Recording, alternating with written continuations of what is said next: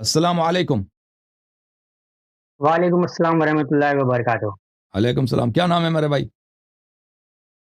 جی میرا نام امبیر شاد ہے، ایسے میرا سوشل نیٹ ورک پہ نام امن شاد ہے۔ امن، جی میں آپ کی ساری امن ویڈیوز و دیکھتا امان، ہوں۔ امن و امان یعنی سلامتی۔ جی میں آپ کی ساری ویڈیو دیکھتا ہوں اللہ یار صاحب۔ جی سر۔ تو مجھے آپ سے زیادہ کچھ نہیں پوچھنا، صرف ایک دو بات ہی پوچھنی ہے۔ جی جی جی ایک یہ والی قرآن کی آیت ہے نا، الیوم اکملت لکم دینکم ولی دین، ہوں، اليوم اکملت تو لکم دینکم واتممت میں علیکم نعمتی۔ جی تو یہ والی جو آیت ہے، ایکچولی میں نے آصف رضا الوی صاحب کی بھی تقریر سنی تھی، ہوں، تو انہوں نے کہا تھا یہ یوم غدیر کے موقع پہ پیش آیا، صحیح، اور میں نے میں نے پہلے سنا تھا، جب میں مطلب پہلے میری سٹارٹنگ تو خیر بریلیت میں ہوئی تھی، ہوں، بریلوی تھا میں، اور اس کے بعد پھر اہل حدیثوں سے میرا رابطہ ہوا، ہوں، تو مجھے یہ جاننا تھا اس وقت جیسے مجھے پتا چلا کہ یہ والی آیت جو ہے کیا بولتے ہیں حجۃ الوداع کے موقع پر ہوئی، مطلب یوم غدیر ہوں، کے موقع پہ نہیں، اس سے پہلے ہوئی، جی تو مجھے اس کے بارے میں تھوڑا واضح کر دیں گے تو مہربانی آپ کی۔ اوکے میرے بھائی، یہ کتاب میں کئی کتابیں آپ کو دکھاؤں گا۔ یہ کتاب ہے المناقب الموفق ابن احمد الخوارزمی، کتاب المناقب لأحمد الموفق ابن احمد الخوارزمی المعروف بأخطب خوارزم۔ یہ کتاب چھپی ہے مؤسسۃ البلاغ بیروت میں سنہ 2005 میں۔ یہاں پہ ملاحظہ فرمائیے صفحہ نمبر 135 میں، صفحہ نمبر 135 میں، اللہ آپ کا بلا کرے، بلکہ صفحہ نمبر 132، معافی چاہتا ہوں، 132 یہ حدیث یہاں سے شروع ہوتی ہے۔ اچھا میں اس کو بڑا کر دوں۔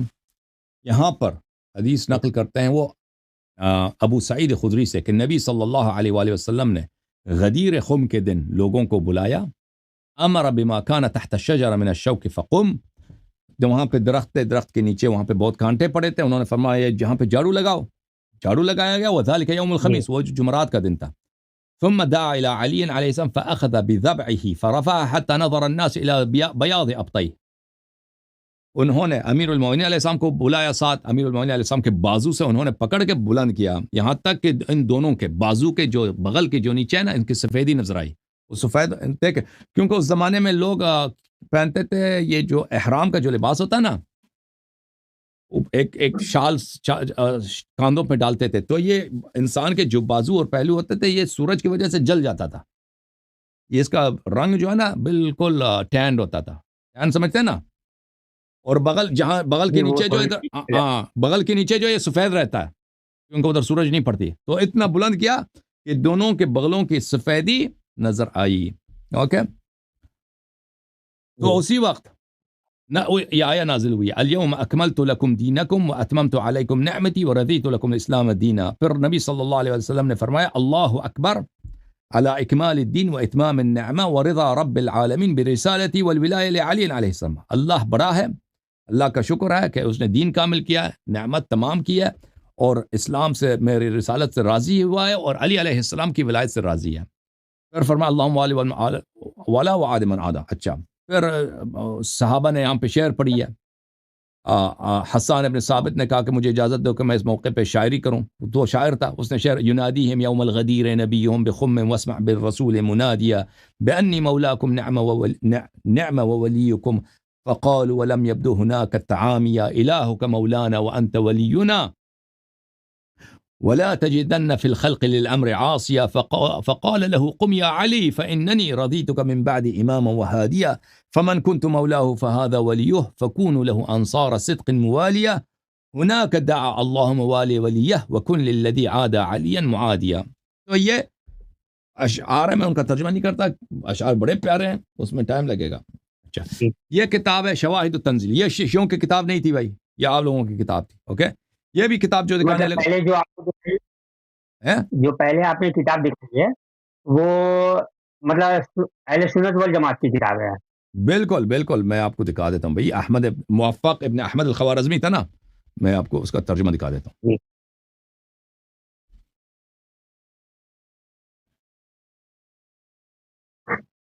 ملاحظہ فرمائیے گا, یہ کتاب ہے الجواہر المضیہ فی طبقات الحنفیہ, تالیف ابو محمد عبد القادر ابن محمد ابن ناصر ابو الوفاء القرشی الحنفی. الجواہر المضیہ علماء احناف کہ ان کے زندگی ناموں میں ان کے کارناموں پہ یہ کتاب ہے. یہ جلد نمبر 3 ہے اور اس چھپی ہے سن 1993 میں. اس کتاب میں میں آپ کو لے کے چلتا ہوں صفحہ نمبر 523 میں. ٹھیک ہے نا, آپ نے پوچھا کہ یہ کیا کس فرقے سے تعلق رکھتا تھا, یہ حنفی تھا. یہ کتاب ہے یہ صفحہ نمبر 523 میں ملاحظہ کریں, اور یہ زندگی نامہ ہے 1718, بایوگرافی نمبر 1718 صفحہ نمبر 523, الموفق ابن احمد ابن محمد المکی. یہاں پہ ان کی زندگی ہے. ادیب فاضل له معرفة بالفقه والادب وروى مصنفات فلان ومات سنة 856, سنہ 565 میں اس کی وفات ہے. واخذ علم العربیة عن الزمخشری, ادب میں فنون ادب میں زمخشری کا شاگرد تھا. اچھا, اور بھی بہت سارے کتابوں میں اس کی ہے. میں ایک اور بھی کتاب آپ کو دکھاؤں, بہت ساری کتابوں میں, کشف الظنون میں, الاعلام للزرکلی میں, اللہ آپ کا بلا کرے, انباء الرعات میں. یہاں بھی یہ کتاب ہے بغیۃ الوعات فی طبقات اللغویین والنحات, تالیف السیوطی عبد الرحمن السیوطی, شاب دار الفکر جلد نمبر 2. میں اس کتاب میں آپ کو لے کے چلتا ہوں صفحہ نمبر 308 میں, تاکہ بالکل آپ کو پتہ چلے کہ یہ کتاب نہیں ہے. یہ دیکھیں الموفق ابن, کہاں گیا بھائی, صفحہ نمبر 308.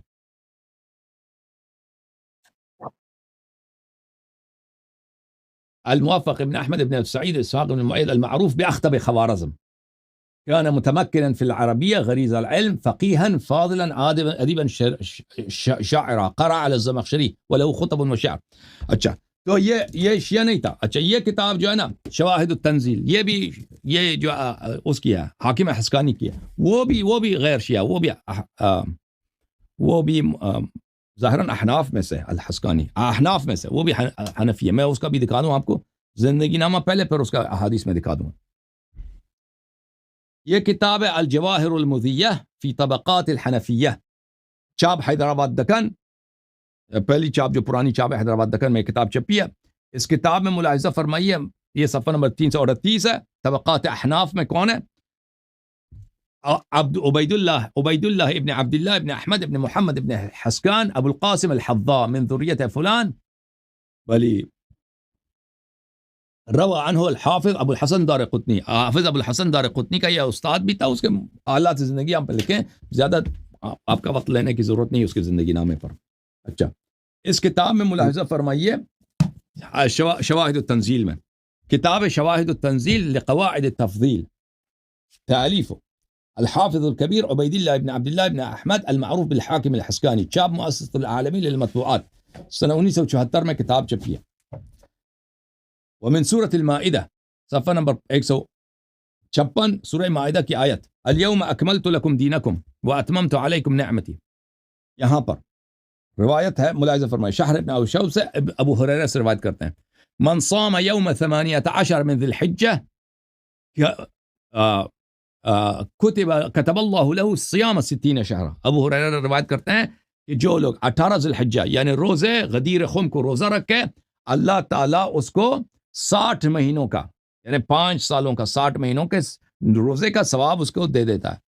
وهو يوم غدير خم, اور یہ یوم غدیر خم ہے. لما اخذ رسول اللہ صلی اللہ علیہ وآلہ وسلم بید علی بن ابی طالب فقال من کنتم مولاه فعلی علیہ السلام مولا. جب رسول اللہ صلی اللہ علیہ وسلم نے علی علیہ السلام کا ہاتھ دیا تھا اور من کنتم مولا کا جملے بولے تھے. اچھا, پھر اگلے صفحے میں ابو سعید خدری سے صفحہ نمبر 558 ہے. ابو سعید خدری سے روایت کرتے ہیں کہ نبی صلی اللہ علیہ وآلہ وسلم نے لوگوں کو بلایا علی علیہ السلام کی طرف, ان دعوت دی کہ علی علیہ السلام کی اطاعت کرو. فاخذ بذبعیہ فرفعہما, امیر المؤمنین علیہ السلام کے دونوں ہاتھوں سے پکڑا, اٹھایا. اچھا, ثم لم يتفرقا حتى نزلت هذه الآیہ, پھر اسی وقت یہ آیہ نازل ہوئی. وہ ابھی ساتھ ہی تھے کہ آیہ نازل ہوئی. الیوم اکملت لکم دینکم واتممت علیکم نعمتی. پھر وہی جملہ کہ رسول پاک صلی اللہ علیہ وسلم نے اللہ کا شکر ادا کیا ہے کہ امیر المؤمنین علیہ السلام کی ولایت سے اور میری رسالت سے اللہ راضی ہے اور میں نے دین کو کامل کیا. اوکے. اور بھی بہت سارے روایات ہیں اسی کتاب میں, دوسری کتابوں میں, تاریخ ابن عساکر وغیرہ میں, تو میں اکتفا کرتا ہوں اسی پر. جی اور مزید کچھ ہے؟ جی مجھے تو یہ سمجھ میں آ گیا کہ یہ یوم غدیر کے موقع پہ پیش آیا، مگر جی مجھے یہ جاننا تھا یاری صاحب کہ ابھی جو مجھ سے پہلے جو کالر آپ سے بات کر رہے تھے، تو وہ جو آپ بتا رہے تھے نا، کیا بولتے ہیں، حضرت علی کے بارے میں، ہم، گھر پہ حملہ والی، ہم. تو میں اس کا ایکچوئل میں حوالہ نہیں سن پایا کہ آپ نے کون سی کتب سے اس کا حوالہ دیا تھا اور کون سی حدیث سے. ریپلے کریں نا, وہ پیچھے جائیں یوٹیوب میں, وہ تو آسان ہے آپ کے لیے, 3 منٹ پیچھے جائیں وہ آ جائے گا دوبارہ, اچھا، کتاب دوبارہ نظر آئے گا. جی ہاں. جی جی جی، شکریہ.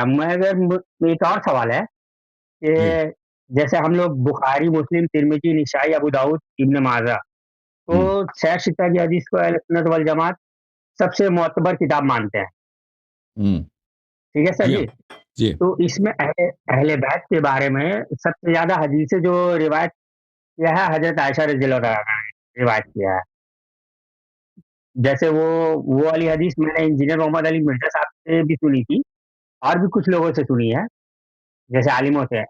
میں اپنے بارے میں آپ کو بتاؤں کہ مجھے اتنا کتاب دیکھنے کا وقت ملتا نہیں، مگر جب بھی مجھے کوئی حوالہ ملتا ہے نا، میں اس ہم. کو سرچ کر لیتا ہوں. صحیح. تو جیسے کنفرمیشن ہو جاتا ہے نا، تو ہم. اس طریقے سے میں اس چیز کو، کسی بھی چیز کو کنفرمیشن کر لیتا ہوں کہ ہاں یہ اگر صحیح ہے تو مجھے اس چیز کو ماننا ہے. صحیح. تو حضرت عائشہ رضی اللہ تعالیٰ عنہا کے بارے میں میں نے شاید آصف رضوی صاحب سے بات کی تھی، سوری بات نہیں کی تھی، میں نے ان کی تقریر میں سنا تھا. وہ شاید ان کو مسلمان ہی نہیں سمجھتے. تو آپ اس کے بارے میں کیا کہنا چاہیں؟ تو اس کا جواب یہ ہے میرے بھائی, اس کے کئی جواب ہیں. اس کے دیکھیں, سورہ تحریم پڑھے نا, سورہ تحریم میں اس میں جو آیات نازل ہوئے ہیں, اسی سورہ تحریم میں جو میرے مناظرات ہیں, میرے سوال جواب ہیں, اسی چینل پہ آپ سن لیں, وہ اس میں آپ کو بہت سارا مواد مل جائے گا. اور پھر دوسری بات ہے, میرے بھائی, میں آپ کو دکھا دیتا ہوں ایک حدیث. دیکھیں, یہ کتاب ہے بخاری, صحیح بخاری چھاپ دار احیاء تراث العربی, کتاب چھپی ہے سنہ 2001 میں, صفحہ نمبر ہے 544, کتاب الجہاد والسیر. اس میں یہ دیکھیں, یہ باب ہے پورا, ایک باب ہے, ان اللہ یؤید هذا الدین بالرجل الفاجر, اللہ تعالیٰ اس دین کی تائید کرتا ہے فاجر انسان کے ذریعے. اچھا, اس میں حدیث جو ہے وہ یہی ہے, ان اللہ یؤید هذا الدین بالرجل الفاجر, کہ اللہ اس دین کی تائید کرتا ہے رجل فاجر کے ذریعے. یہ ہمارا عقیدہ نہیں ہے, یہ جماعت مخالفین کے پاس ایک قاعدہ ہے. اچھا, اس حدیث فاجر سے مراد یہاں پہ کیا ہے؟ فاجر سے مراد اس روایت میں کیا مراد ہے؟ اچھا, یہ بہت ساری مختلف کتابوں میں ہے, تو میں باقی کتابوں کو نہیں دکھاتا آپ کو. یہ مسلم میں بھی ہے. اس کو حوالے سے ہاں, ملاحظہ فرمائیے, یہ کتاب ہے شرح صحیح البخاری لابن بطال, جزء الخامس, چاپ مؤسسۃ الرشد الریاض میں. اس میں یہ حدیث لاتے ہیں, ان اللہ یؤید, یہی بخاری والی حدیث, وَإِنَّ اللَّهَ يُؤَيِّدُ هَذَا الدِّينَ بِالرَّجُلِ الْفَاجِرِ, اللہ اس دین کی تقویت کرتی ہے, تائید کراتی ہے, کن سے؟ فاجر کے ذریعے سے. بلے الفاجر يشتمل على المسلم والکافر, فاجر سے مراد کیا ہے؟ فاجر سے مراد مسلمان بھی ہے, کافر. فاجر یعنی اہل فجور, فاسق, ٹھیک ہے نا, وہ ہو سکتا ہے مسلمان ہو اور کافر ہو. تو یہ کہ عائشہ نے اگر کوئی احادیث نقل کی, اللہ نے اس کی زبان سے جاری کر دیا کسی وجہ سے اہل بیت علیہ السلام کی تعریف میں, تو اس سے اس کی کوئی وہ صفائی نہیں ہوتی, کیونکہ آپ لوگوں نے خود آپ کا عقیدہ یہی ہے کہ حق کی تائید فاجر کے ذریعے بھی ہوتی ہے, بلکہ کافر کے ذریعے ہوتی ہے. آپ کے ایک دلیل. دوسرا دلیل یہ ہے, اس کے اصل وجہ یہ ہے کہ عائشہ کے اس بات میں دیکھیں. اچھا, میں آپ کو ایک اور بھی دکھا دیتا ہوں, ایک اور بھی حدیث دکھا دو.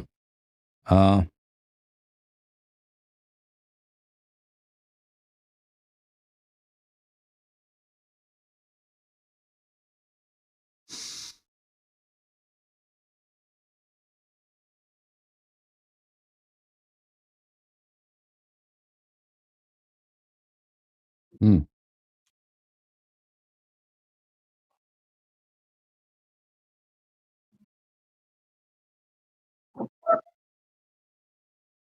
آپ کو ایک حدیث دکھاتا ہوں. جی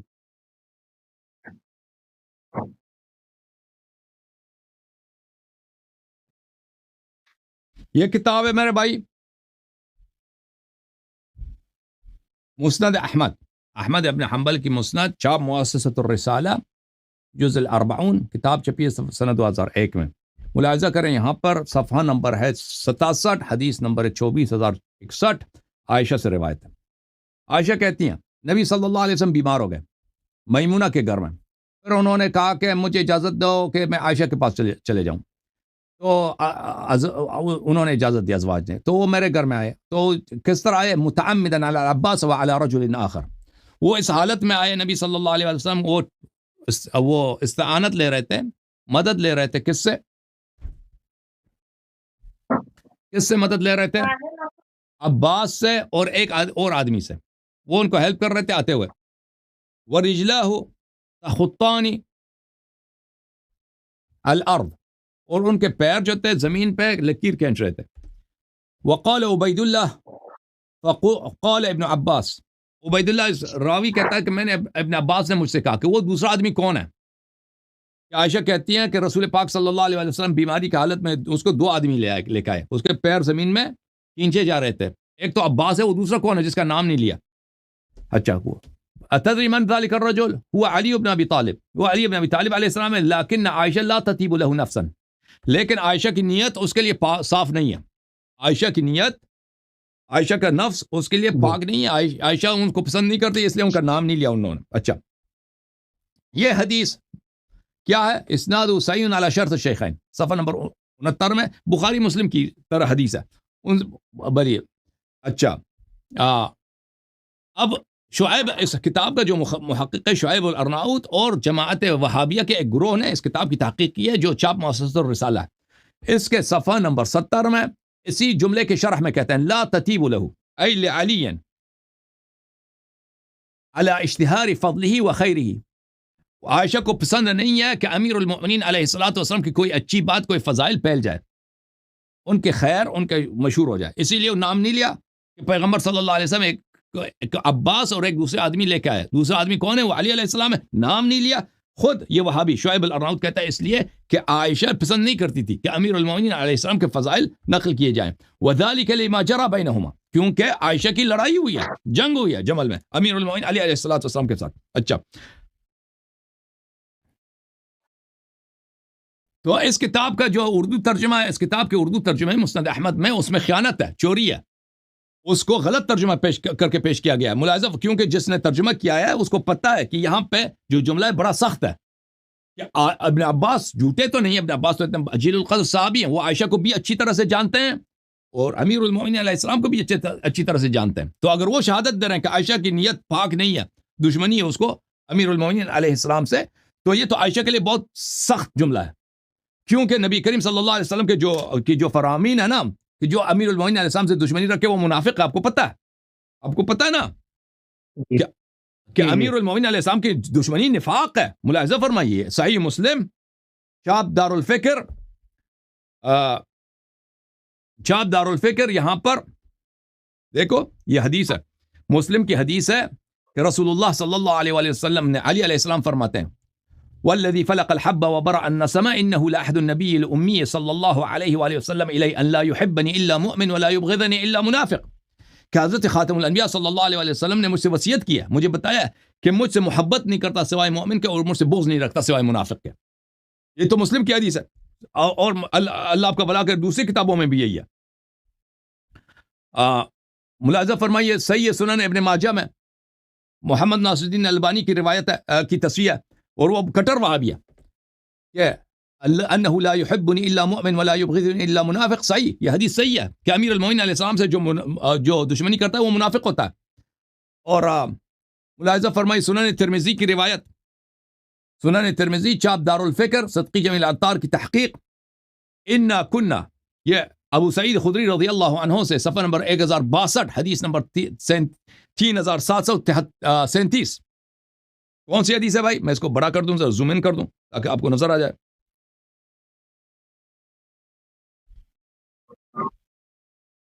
إنا كنا لنعرف المنافقين نحن معاشر الانصار ببغضهم علي بن ابي طالب علیہ السلام.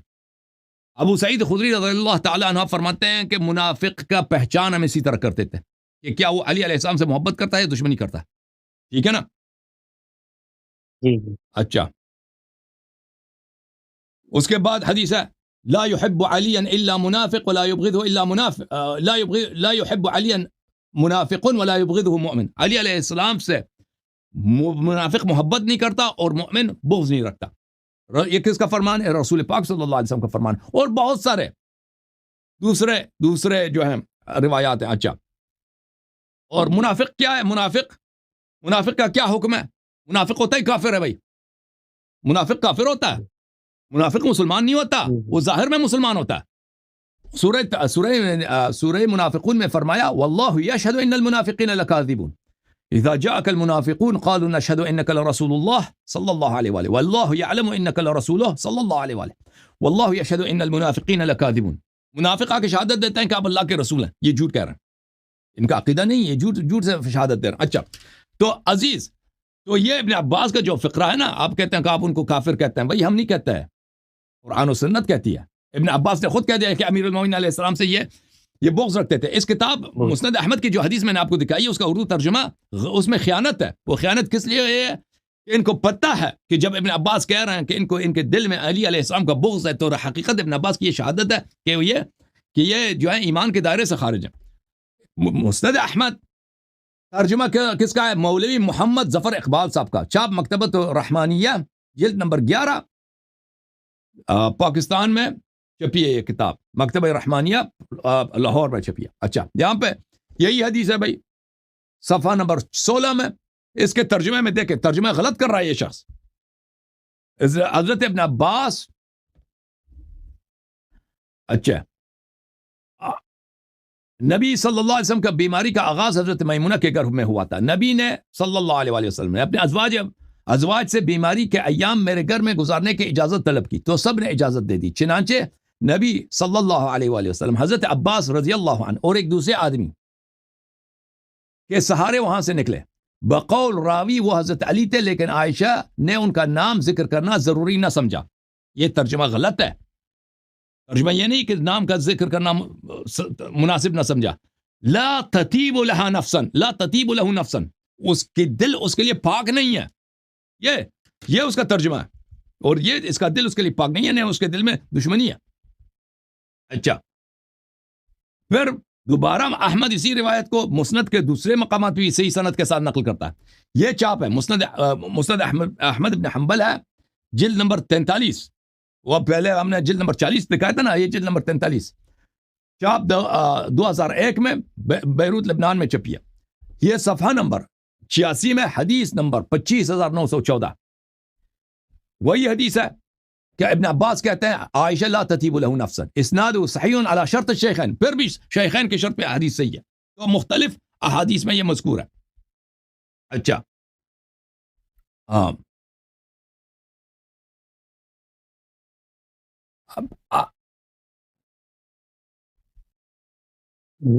تو عرض یہ ہے کہ عائشہ کا بغض امیر المؤمنین علیہ السلام کے ساتھ ثابت ہے, اہل بیت علیہ السلام کے ساتھ ثابت ہے. اب جو روایات اس نے نقل کی ہے نا, عائشہ کی عمر کافی لمبی تھی.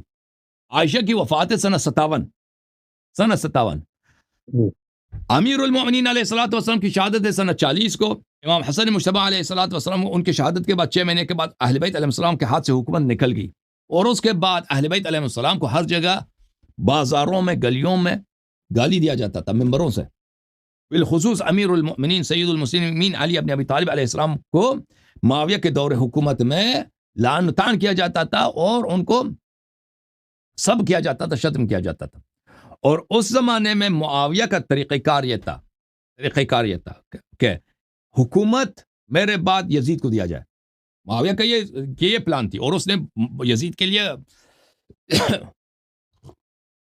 لوگوں سے بیعت لینا بھی شروع کیا تھا. تو عائشہ یزید کے مخالف تھی.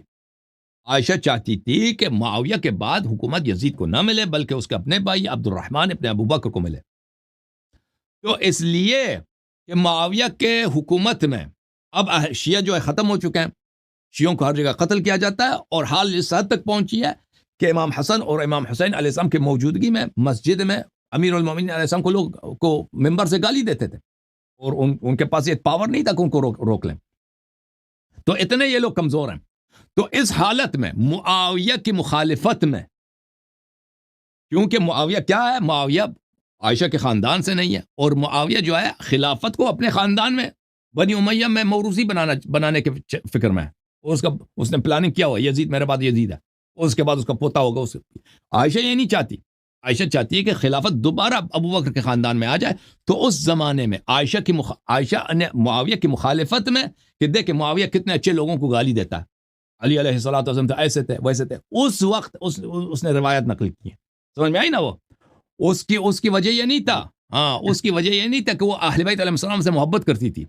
اس کی وجہ یہ تھی کہ اس زمانے میں وہ مسلمانوں کو معاویہ کے خلاف ورغلانا چاہتی تھی کہ معاویہ صحیح آدمی نہیں ہے، یہ اتنا فسق کر رہا ہے، اس آدمی کو گالی دے رہا ہے جس کو گالی دینا پیغمبر کو گالی دینا. اس علی علیہ السلام کو وہ گالی دیتا ہے کہ اس کو گالی دینا اس کی تو بڑی شان ہے اسلام میں. تو اس لیے وہ معاویہ کو مارنے کے لیے وہ کر رہی تھی، وہ محبت میں نہیں کر رہی تھی کہ اہل بیت علیہ السلام سے اس کو پیار ہے. Okay, thank you sir. اب مجھے اگلا کالر لینے دو.